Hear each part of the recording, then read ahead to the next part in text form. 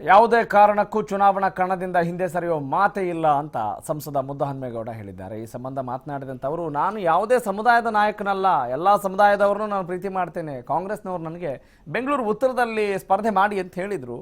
ಹಾಲಿ ಕ್ಷೇತ್ರ ಬಿಟ್ಟು ಬೇರೆ ಕ್ಷೇತ್ರಕ್ಕೆ ಹೋದರೆ ಕಾರ್ಯಕರ್ತರು ಸುಮ್ಮನಿರ್ತಾರಾ? ಹೀಗಾಗಿ ನಾನು ತುಮಕೂರಿನಿಂದಲೇ ಸ್ವತಂತ್ರ ಅಭ್ಯರ್ಥಿಯಾಗಿ ಸ್ಪರ್ಧೆ ಮಾಡ್ತೇನೆ, ಯಾವುದೇ ಕಾರಣಕ್ಕೂ ನಾಮಪತ್ರ ವಾಪಸ್ ಪಡೆಯೋಲ್ಲ ಅಂತ ಹೇಳಿದ್ದಾರೆ. ಎಸ್, ಇದೇ ವಿಚಾರಕ್ಕೆ ಸಂಬಂಧಪಟ್ಟ ಹಾಗೆ ಸಂಸದ ಮುದ್ದಹನುಮೇಗೌಡ ಜೊತೆ ನಮ್ಮ ಪ್ರತಿನಿಧಿ ಶಿವಕುಮಾರ್ ಜೋಹಳ್ಳಿ ಮಾತನಾಡಿಸಿದ್ದಾರೆ. ಬನ್ನಿ ನೋಡೋಣ. ಇದೀಗ ರಾಜ್ಯದ ಗಮನವನ್ನು ಸೆಳೆದಿರುವಂಥದ್ದು ತುಮಕೂರು ಲೋಕಸಭಾ ಕ್ಷೇತ್ರ.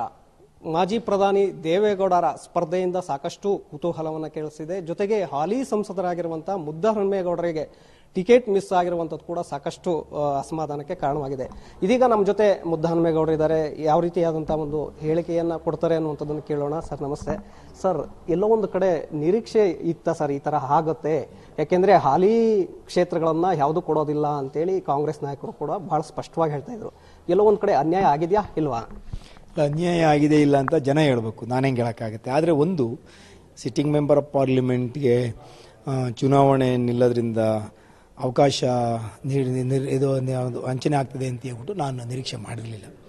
ಹಾಗಾಗಿ ಇದು ಅನ್ಯಾಯನ ಇಲ್ವಾ ಅಂತ ಹೇಳ್ಬಿಟ್ಟು ಜನ ತೀರ್ಮಾನ ಮಾಡಬೇಕು.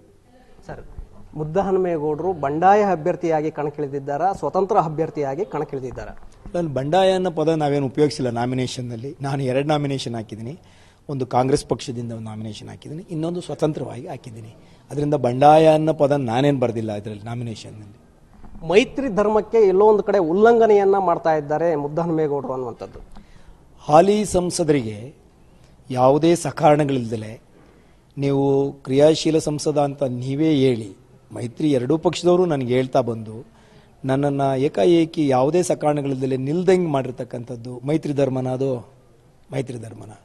ಒಂದು ವೇಳೆ ನೀವು ಯಾವುದೇ ನಿರ್ಧಾರ ತಗೊಳ್ತಕ್ಕಂಥ ಕಠಿಣ ನಿರ್ಧಾರ ನನಗೆ ಡೆಟ್ರಿಮೆಂಟಲ್ ಟು ಮೈ ಇಂಟ್ರೆಸ್ಟ್ ತಗೊಳ್ತಕ್ಕಂಥ ಸಂದರ್ಭದಲ್ಲಿ ನನಗೊಂದು ಆಪರ್ಚುನಿಟಿ ಆಫ್ ಹಿಯರಿಂಗ್ ಕೊಡಬೇಕಾಗಿತ್ತು, ಅವಕಾಶ ಕೊಡಬೇಕಾಗಿತ್ತು, ಕೇಳಬೇಕಾಗಿತ್ತು. ನೀವೇನೂ ಕೇಳ್ದಲ್ಲ, ಯಾವುದೂ ಕಾರಣವಿಲ್ಲ, ಏಕಾಏಕಿ ಒಂದು ನಿರ್ಧಾರ ತಗೊಂಡು ಮೈತ್ರಿ ಧರ್ಮಕ್ಕೆ ವಿರುದ್ಧವಾಗಿ ನಡ್ಕೊತಾವ್ರೆ ಅನ್ನೋದು ನ್ಯಾಯ ಅಲ್ಲ. ಸರ್, ಈಗಾಗಲೇ ಕಾಂಗ್ರೆಸ್ ನಾಯಕರು ನಿಮ್ಮನ್ನ ಮನವೊಲಿಸುವಂತ ಒಂದು ಪ್ರಯತ್ನವನ್ನ ಮಾಡ್ತಾ ಇದ್ದಾರೆ. ಅಲ್ಲ, ಕಾಂಗ್ರೆಸ್ ನಾಯಕರುಗಳು ಮಾತನಾಡ್ತಾ ಇದ್ದಾರೆ, ಮಾತಾಡಬೇಕು ಅಂತ ಹೇಳಿದ್ದಾರೆ. ಬಟ್ ನಾನು ಯಾಕೆಂದರೆ ನಾನು ಅಂತಿಮವಾಗಿ ನಾಮಿನೇಷನ್ ಹಾಕಿರೋದೇ ನಮ್ಮ ಕ್ಷೇತ್ರದ ಜನರ ಆದೇಶದ ಮೇಲೆ. ಇದಿಷ್ಟು ಸಂಸದ ಮುದ್ದಹನುಮೇಗೌಡರು ಹೇಳಿರುವಂಥದ್ದು. ಕ್ಯಾಮ್ರಾ ಪರ್ಸನ್ ಸಿದ್ದು ಜೊತೆ ಶಿವಕುಮಾರ್ ಜೋಹಳ್ಳಿ, TV5 ಬೆಂಗಳೂರು.